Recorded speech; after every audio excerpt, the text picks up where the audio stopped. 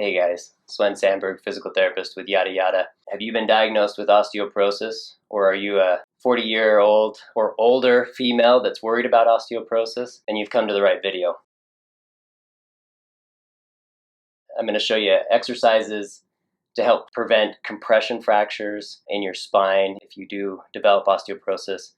Typically, women over the age of 40 begin each year to increase their risk of having problems with osteoporosis. So the sooner you start with some of these exercises, the better off you would be. As far as performing the exercises, it's pretty simple, and the research backs up really one exercise, and I'm going to show you that exercise, but some of you might find that it's difficult to do that exercise, so I'll break it down and show you other variations that get you the benefit without having to do the full exercise itself. All right, well, let's dive into those exercises then. As far as exercises go, should be performed 3 to 4 times a week, and you're going to look at anywhere between 3 sets of 10, of course taking small breaks in between each set. So let me show you the first exercise. This is the one that's research backed by the Mayo Clinic. The Mayo Clinic found that, again, women who were diagnosed with osteoporosis, who performed this particular exercise, I believe they did it 4 times a week, had significantly less, or were significantly less likely to have a severe compression fracture when they followed up with them over the next few years. So the exercise is this. You put your arms to the side. I like to put a pillow just right under my hips. And what you'll do is you'll just lift up. You'll bring your chest up off the table, as well as your shins and the bottom of your thighs. You should feel a very big contraction right through here. This loads the spine into what they call extension, which helps combat those compression fractures, and then you would relax. And you would relax for a few seconds and repeat.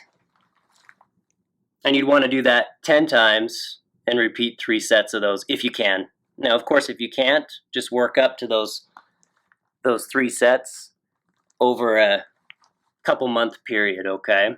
Now, this exercise can be hard, especially if you're a little older or if you haven't exercised much. So some variations that you can start with. The first variation that I'd recommend is the same position, but instead of lifting up your legs and your chest, just lift a leg and start with that. You'll feel your glutes kick in, you'll feel a nice tightening in your low back, and then relax. And again, I usually just lay my head one way or the other, get comfortable, and alternate back and forth, holding for a couple seconds, and then repeat 20 to 30 times, okay? The other variation would be just to lift the chest. And again, you feel that nice contraction here in the low back, loading the spine into extension, and then relax. And again, you'd come up and repeat that 20 or 30 times. Now, the reason this position is so important is that compression fractures typically all happen with forward bending activities. And the forward bending activity doesn't have to be severe, right? Most people who come in who have had a compression fracture say, well, I just bent over to pick up my shoes, or I bent over to unload the dishwasher. So we really want to counteract that risk or counteract that issue by bending you backwards frequently. Another option, if that's too hard, is to put your arms underneath your shoulders and push up a little bit. That way your arms are helping you out. You're still getting that extension and all that benefit, okay? Good.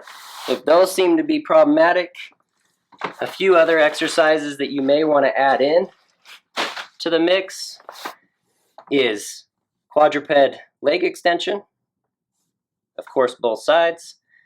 Again, you know I'm going to say 20 to 30 reps. That's just pretty standard.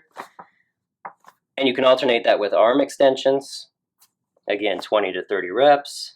Or you can put it all together in a bird dog, and that works pretty well. Okay. The other thing you can do is a simple hip bridge. And again, you're just going to want to put your palms flat on the floor or the bed or table. And push down through those heels and lift the hips. Squeeze the glutes. Feel the tightening in your low back. And then relax.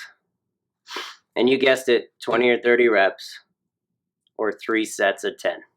Now those are pretty good exercises for osteoporosis. I'd highly recommend that if you're a woman over 40, that you just start doing some of these exercises, especially the first one, 3 or 4 times a week, and again, about 30 reps. And as always, consult your physician before beginning an exercise program. And if you're having troubles with the exercises, you may want to follow up with a qualified medical professional to customize a routine to your needs. All right, good luck.